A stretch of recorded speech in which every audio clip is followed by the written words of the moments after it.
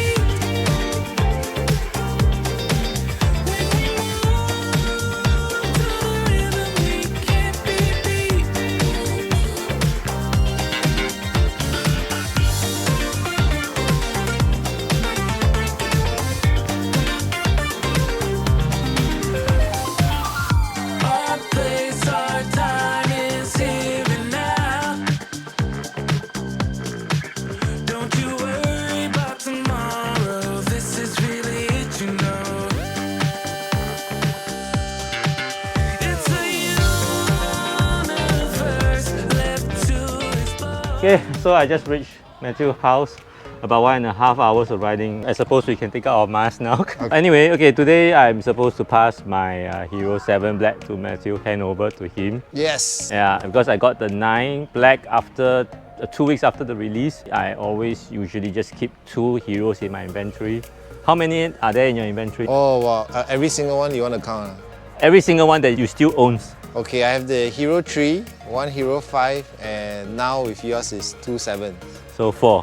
When I got my 8, I sold all 5 Black, so I kept the 7 and 8. And now with the 9, I will keep the 8 and the 9, and I will pass my 7 to Mathew, because now his channel has a squad now. He needs more camera, he needs more mount. I also passed him some of my extra mounts. So last year we did one live reaction video on the review of the Hero 8 Black.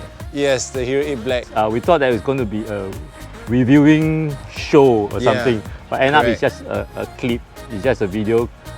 Introduction of the features of Hero 8. Yeah, pretty much the same as what they did this year. Maybe they had to cut costs somewhere.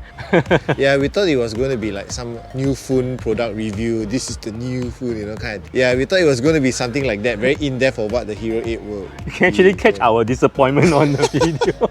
But that set a standard for this year, which I wasn't expecting much, and we wasn't able to do it because of the COVID and all the mess. Pretty much watch it on our own. And you did watch the video, right? Yes, so, a bit here and there. Yeah. So how do you find, I mean, from your first impression, you haven't really touched? Okay, for the first impression, because of my usage of GoPros, I think the one thing that will benefit me will be the extra camera, extra screen display on the front. Yeah, because we do a lot of vlog style when we are doing our videos on our fishing trips and stuff like that. The 7s and 8 don't have that, so we have to estimate roughly the camera angles and stuff. So that is definitely a +1 for me lah. The 30% extra battery life will be another +1 for me as well. And I think it's good because with the frontal screen now, you I can actually put away my Z50 and just use the GoPro as a very small and compact vlogging as we go along to do my fishing videos and stuff like that. So yeah, it's pretty awesome. But bad news on the media mob. The Hero 9 Black media mob doesn't work with the Hero 8 Black media mob because of the difference in size on the chassis. Right. So it's the same thing but remodeled to fit the size of 9. So if you have the 8 media mob like I do, sorry, you have to buy a new one for 9. Would you think that you would be going for 9?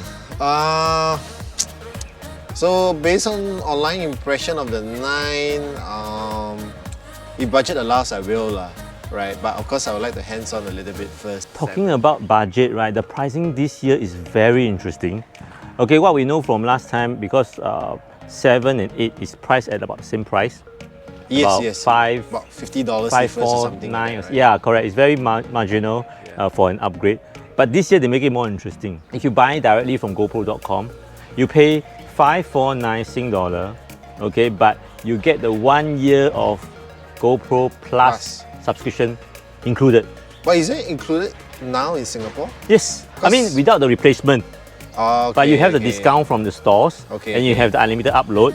Right. Okay, but you get that free with 549 bundle with the Hero 9 Black. If you buy from any retail store or any other platform, not only you do not have the subscription, it's priced at 680.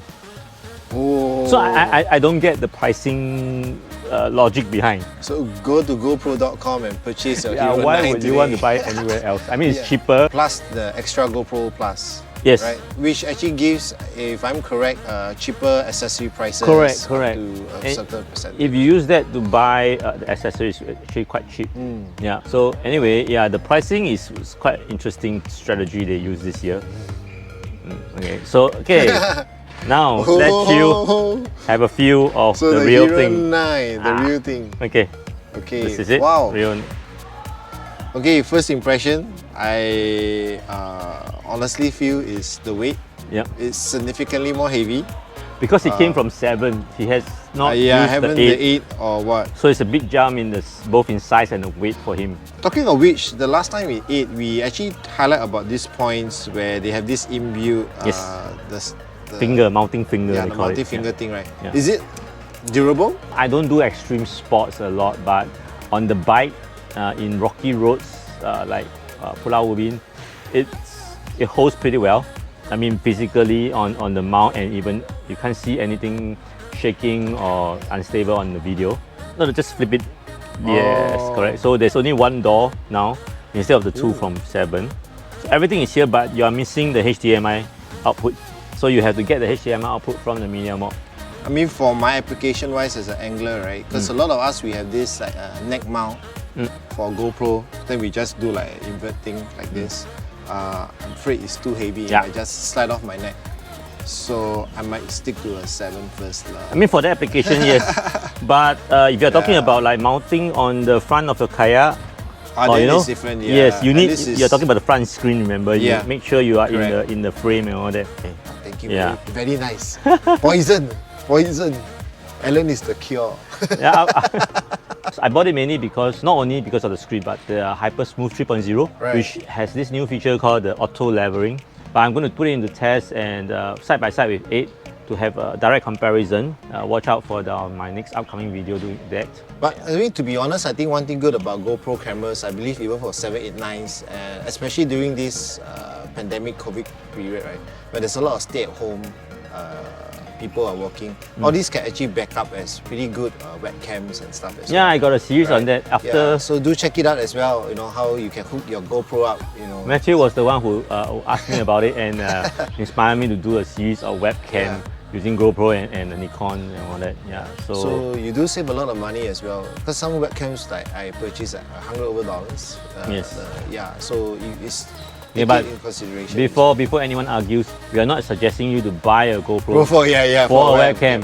Just so happens if you're going to buy one, you can actually make use of it. Why don't make use of what you already have? You're just making use of it. Since you already have it, why not?